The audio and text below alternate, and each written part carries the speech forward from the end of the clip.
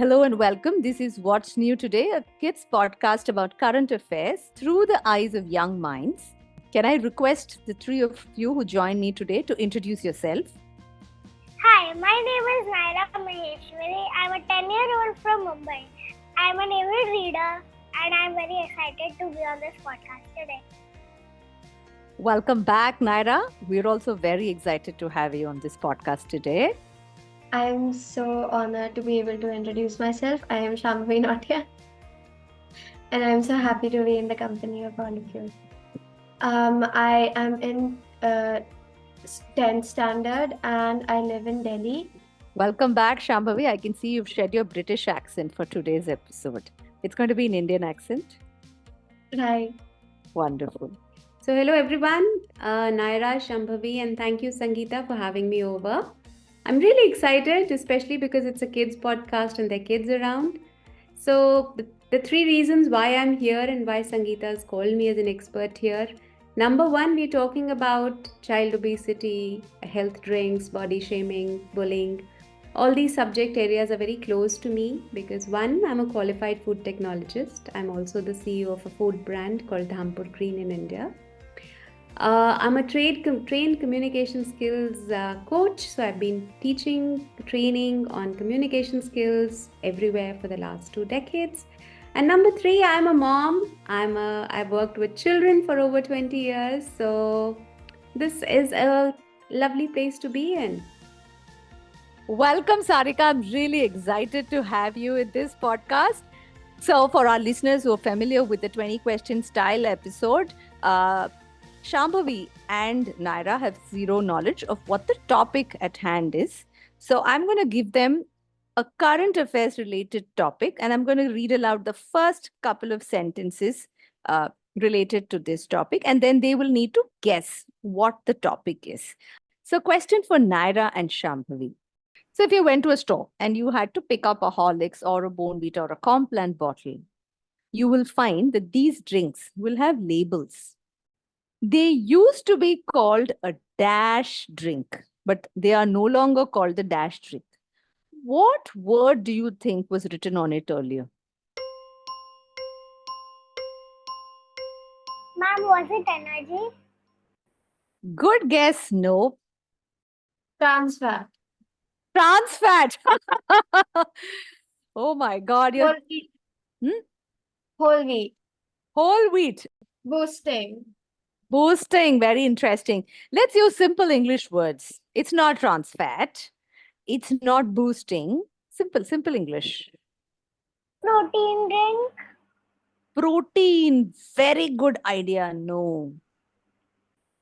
What do all these proteins and fats and carbohydrates, what do they do to you?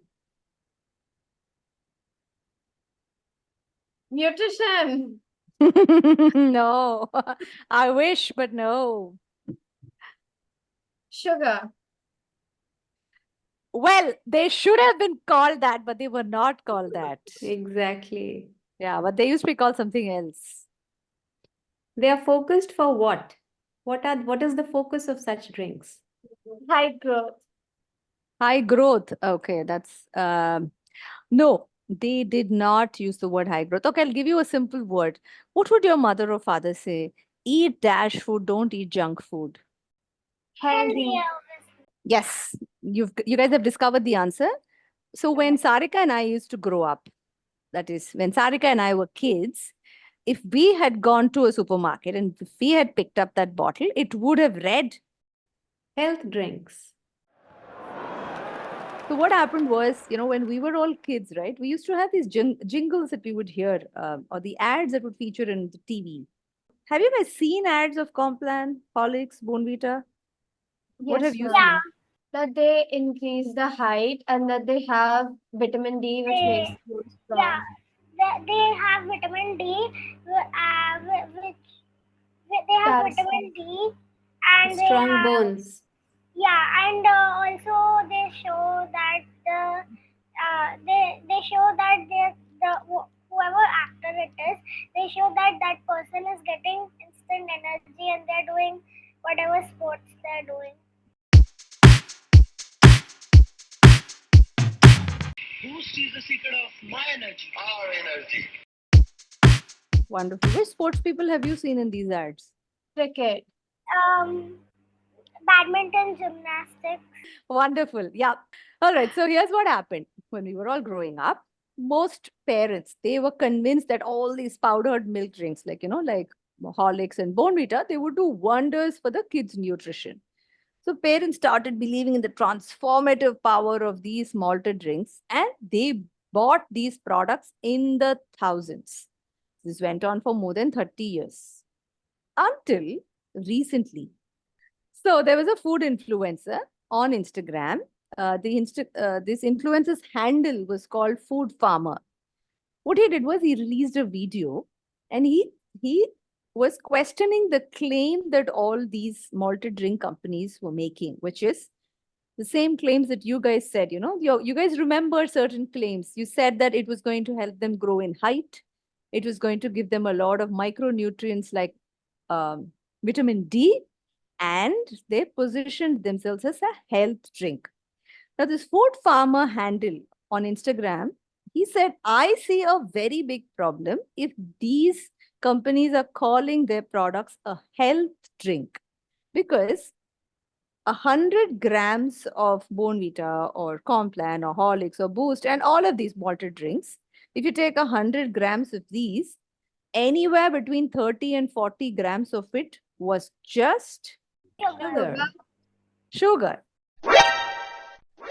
And 30 to 40 grams of sugar for a child is a lot.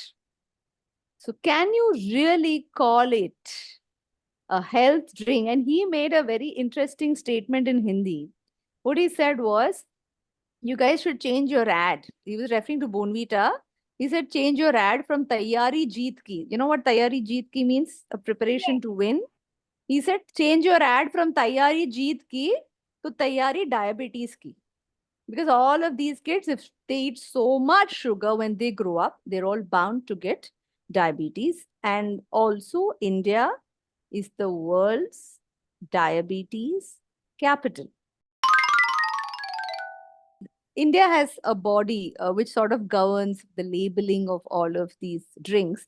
It's called the Food Safety and Standards Authority of India. So they issued a directive and they said all of these companies that are selling whatever they are selling, you have to label yourself correctly and you cannot call yourself a health drink because you are certainly not healthy for children. FSSAI has made a good step to banning these drinks or making them no health drinks, removing the health. Thank you, Nayra. I'm very happy FSSAI has got your approval. I'll communicate it to them. All right. Okay. And in fact, just to add a little more there, now the health drinks, the company, they what they did was instead of health drinks, they're calling it functional nutritional drinks. So they've just added a fancy new name. Now, maybe 20 years later, some new research will come in, to see whether this name also suits or not. But for now, this is what it is. And also, even on the e-commerce platforms, what FSSAI has directed is you cannot have a category of health drinks. So no fooling any online customers also. Do you think a parent can be fooled and made to buy or maybe incentivized to buy Horlicks or a Complan because now they're called functional nutritional drinks? Earlier they were called health drinks. Now they're called functional nutritional drinks. Do you think parents would still be fooled? I completely think they will be fooled and they can be fooled. Because these jargons don't talk to normal people. You and I, if you are deeply into the subject, may try to understand what is functional. Nutritional is something you may be looking at some extra fortification with vitamin D or something. You might think, okay, it's nutritional. But a common man, a lay person will not understand the depth of such technical jargon, and they should make it very simple. A label has to be extremely simple for a lay person to understand. Okay, I'm buying this. What am I getting out of this? What is the good? What is the bad? I mean, today, if I ask the kids, how much sugar do you have in a can of Coke? Do you think they will be able to answer that without Googling? I don't have Coke. I've never tasted a Good. sip of Coke in my life. Wow, lucky you. We are not so lucky because we've all tasted and then rejected it now because of the health concerns. But one can of Coke has 33 grams of sugar. So, it is basically, it's only sugar. The real mango juice that you have, real makes a person feel that, okay, this is a real juice. It's just the brand name. So, common person can easily get fooled. That has 23 grams of sugar. So all these, the ketchup that you have is loaded with sugar. We don't realize the amount of sugar we're having unintentionally, and which is secretly getting into our system. We don't realize that. We go to Starbucks, we have the Frappuccino, the Java chip Frappuccino. That has 42 grams of sugar. So sugar is stealing, its way into our systems so smoothly, and we're not realizing it. Do you think the people who go to have a Starbucks Frappuccino are not literate? They're not educated? I'm sure a lot of professionals go who are working in some smart tech companies, who can read the labels, who can question what is there in the drink that they're having. But we get fooled. We are very naive when it comes to labeling. Thank God we've started looking at the labels. Earlier, we were never bothered about the label. We were only bothered about how beautiful it's looking. Because you were talking about 23 grams of sugar, 32 grams of sugar, and things like that. A question for Nayra and Shambhavi. Can you guys take a wild guess? If you have one bottle of Coke, and I know, Nayra, you don't drink Coke, but imagine someone out there has had one bottle of Coke. They have also had one glass of milk in the morning with, 2 spoons of Bournvita or Horlicks added to it. And they've had something to which they've added a nice little cup of ketchup. All right. If someone has had all of these three things, clearly they've had a lot of sugar, right? Do you think they've had 1 day's worth of sugar in that or more than that? Any guess? Obviously, more than that. More than that, Okay. How many days worth of sugar then do you think they've had? 4 or 5. maybe a week, or more than that, 10 days. Internationally, there is this body called the American Heart Association, which generally does the major recommendation how much protein, how much sugar, how much carbohydrate you should be having. Now, AHA recommends that any child who's less than 2 years old should have zero sugar, should not be given sugar at all. And they recommend that anybody who's between 2 to 18 years should have at the most 25 grams of sugar. You don't need more sugar than that. And as you grow older, this 25 keeps reducing because your body needs far less sugar. It is also dependent on your metabolism, on your lifestyle, how much physical workout you're doing. All these factors play a very important role on the amount of sugar your body needs. For example, I might need 15 grams of sugar. Sangeeta might need 20 grams of sugar. Like that, there's no thumb rule for adults. It all depends on a couple of other factors which determine how much sugar you should have. But for children, that is from 2 to 18 years, it is 25 grams of sugar. So if you're having one can of Coke, you're far exceeding the amount of sugar you should actually have. So, to sort of put it very simply, if someone's had a can of Coke and a glass of milk with 2 or 3 spoons of Bournvita, Complan, whatever, some malt drink thrown in, and if you've had maybe a roti with, with a nice, generous helping of Nutella. ketchup and Nutella. Did you say Nutella? Yeah. Yeah. Oh my God. If you've had these, so each one of this is equal to about between 3 and 5 days worth of consumption. In less than 3 months, you would have exhausted a full year's quota of sugar. And after that, for the rest of the 9 months, you can't go anywhere near sugar.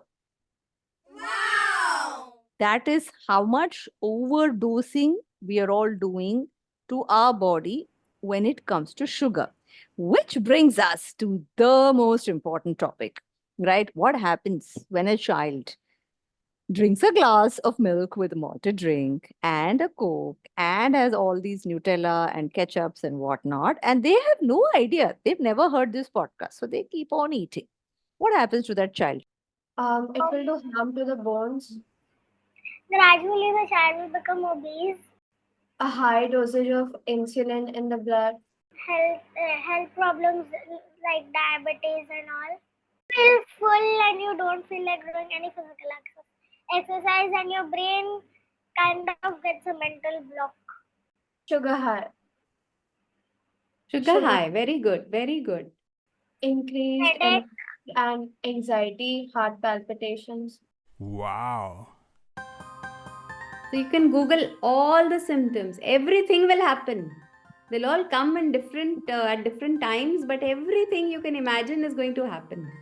Amongst the many things that you all have said, a child can't concentrate, which means you will not be able to do well in school.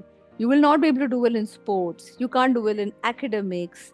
In general, body, mind, everything becomes a little bit dull, slowly and slowly and slowly. Right? All of these things happen. Shambhavi and Nayra, have you seen a lot of obese children in your school? Yes, ma'am. Yeah, we've seen some. Obese is like, the child starts getting really. How do I say it? You must have heard somebody call the other person, Motu idhar aa. Yeah, ये just तो मोटी है. fat. Yeah. Humpty Dumpty, come here. How would you react if somebody calls you obese? God forbid if you grow fat. How would you react? Hey, Try to ignore them. Okay. She's a smart girl. she would, if I was obese, how would I like to be treated? Or how I would react to any hate? Both, either of them. How would you react and how would you Try like to to be ignore treated? other people and their opinions and focusing on your weight loss journey. And other than that, just maybe accepting yourself as you are, as many people do when they. Have you ever laughed at somebody who's fat? Just be honest. Sadak pe chalte hue, you see somebody who's just fat and you just turn around and look at that person one second time. No. I have been near Never. fat people since as a kid, so I feel like that's very normal because in my locality, not in my locality, but in my section only, there were so many people who were both fat and tall. So basically, I saw fat people as strong, and I thought that I was weak. Okay. I had a stunted growth, and I was really. Uh, And have you noticed someone if somebody comes and says, "Itna sara khana khaogi? Are you going to eat all of that?" Does that also happen? Sometimes. Sometimes in recess, when people bring a lot of food, just to, just because there is something like annual day practice, so people don't get that it's annual day practice, and people get hungry after dancing and dancing for hours. So I think it's absolutely fine to have lots of food on those days. The opposite in our family, we glorify ones who eat more, and the children who eat less are scolded. Okay. Interesting. There's only so much that we should eat, considering that our lifestyles have become more and more sedentary and we are not There should be a limit. really doing that kind of exercise which maybe our parents used to do. We are not walking the miles, we are sitting in the car, going from one place to the other. sitting in front of the laptops all day long, doing this class, that class, whatever. So our lifestyles have changed, but the food habits remain the same. We still indulge in things. We like that mithai after every meal. So something has to change if health has to be brought in the system.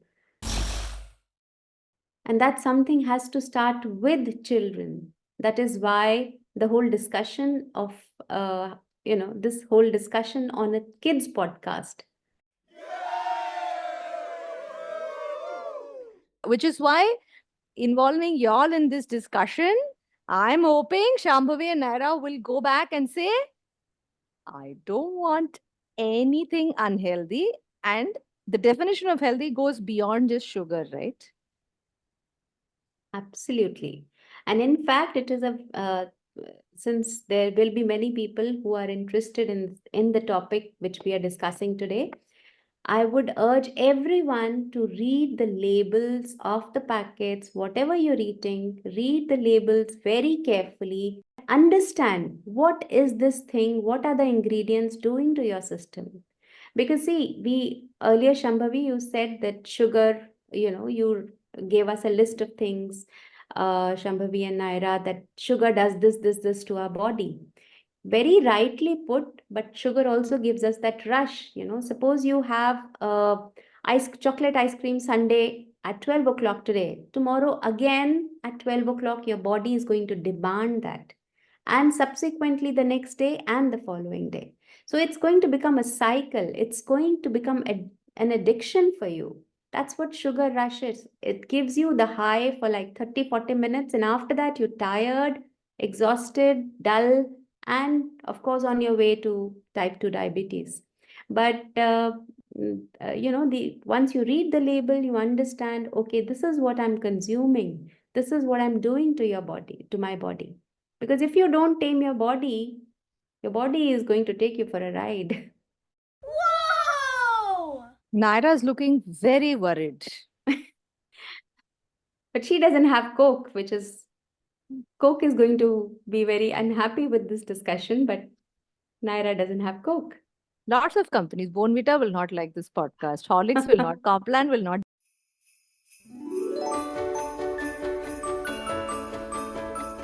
We take a short break in this conversation here. Following this chatter about sugar rush, Nayra and Shambhavi had a lot of questions for Sarika, and this Q&A with Sarika will be published in the next part of this episode to be released next Friday.